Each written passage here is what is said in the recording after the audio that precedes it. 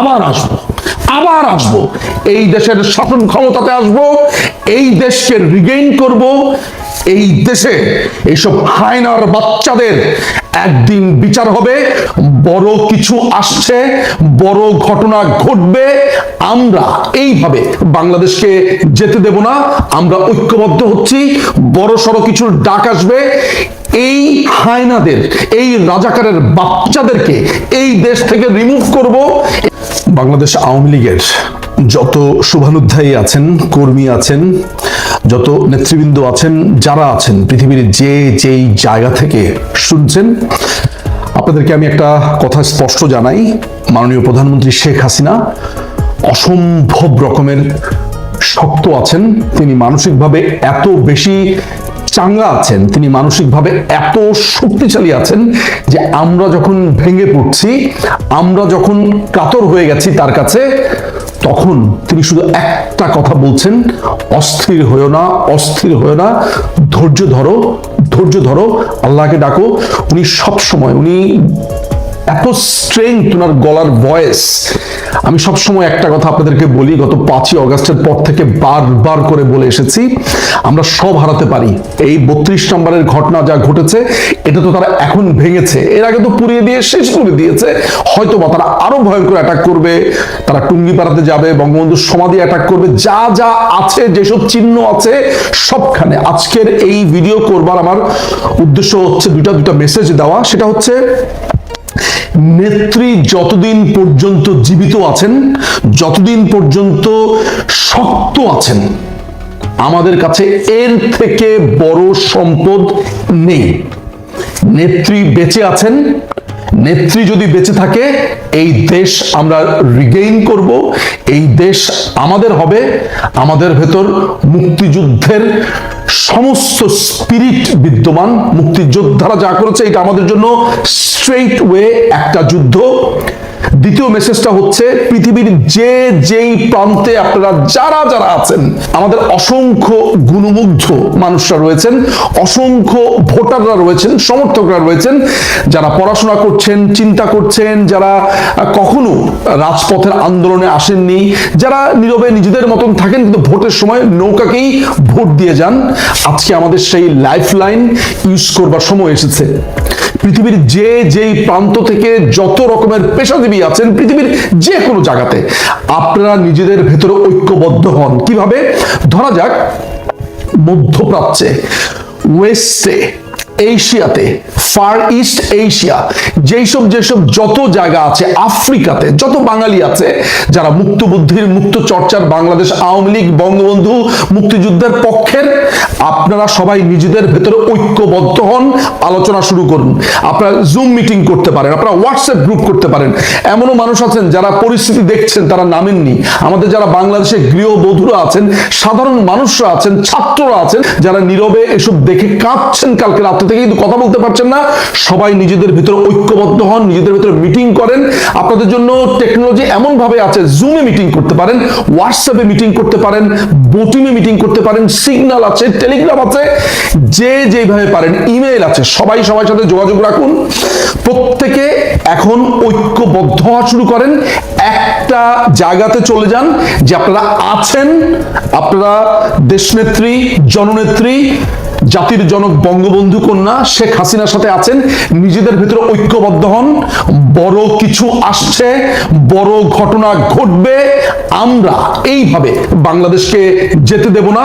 আমরা ঐক্যবদ্ধ হচ্ছি। বড় সড়ো কিছুর ডাক আসবে। এই হায়নাদের, এই রাজাকারের বাচ্চাদেরকে এই দেশ থেকে রিমুভ করব, এবং আপনাদের ঐক্যবদ্ধ শক্তি আমাদের সবচাইতে বড় সম্পদ।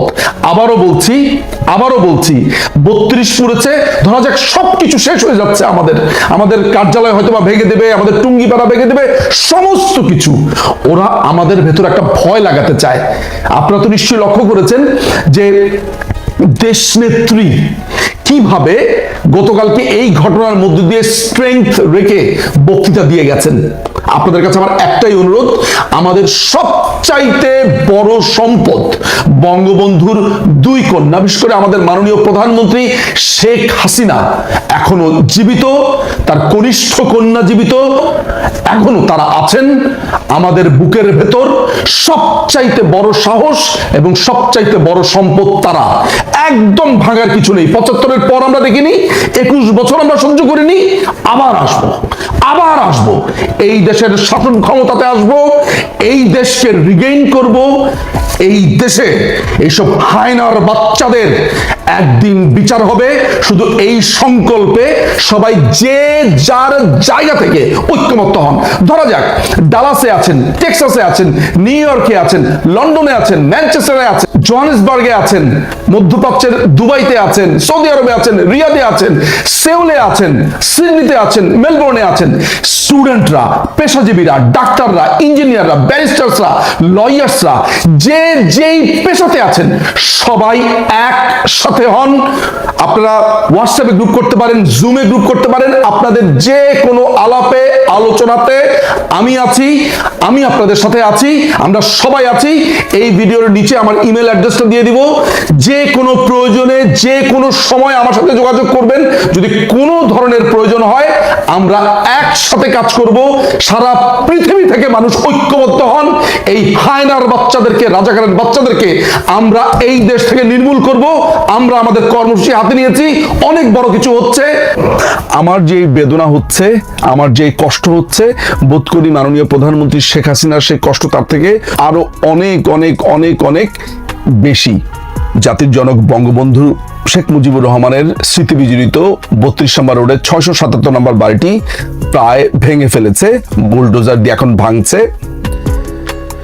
কিছুক্ষণ আগে সেনাবাহিনী সেখানে লোক দেখানো এসেছিল, লোক দেখানো এসে আবার লোক দেখানো চলেও গেছে। তাদের সেই মুরদ ছিল না এটি ঠেকানো, এবং পুলিশ, বিজিবি এগুলো তো বলাই বাহুল্য, যেখানে সেনাবাহিনী পারেনি। ঘটনার সারসংক্ষেপ হচ্ছে, মাননীয় প্রধানমন্ত্রী গতকাল একটি ঘোষণা দিয়েছিলেন, একটি অ্যানাউন্স করা হয়েছিল যে বাংলাদেশ ছাত্রলীগের পেজে ছাত্রদের উদ্দেশ্যে একটি লাইভ ভাষণ তিনি দেবেন বাংলাদেশ সময় আজকে 5 ফেব্রুয়ারি রাত 9টায়।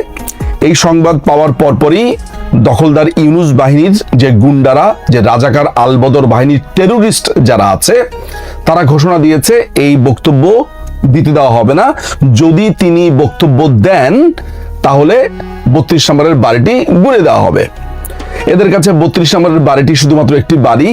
এদের কাছে 32 নম্বর রোডের বাড়ি হচ্ছে মাননীয় প্রধানমন্ত্রীকে প্রতিশোধ নেওয়ার একটি টুলস, শুধু একটি বঙ্গবন্ধু স্মৃতি বিজড়িত বাড়ি সেই হিসেবে তারা বিবেচনা করেছে। অথচ এই 32 নম্বরের ইতিহাস, মুক্তিযুদ্ধ, এই 32 নম্বরের সাথে পুরো বাংলা জাতির মুক্তি কিভাবে জড়িয়ে আছে সেগুলো মনে হয় এখানে বলে আমি মনে হয় সময় নষ্ট করব না। আর বাঙালিকে এসব বলেও লাভ নাই।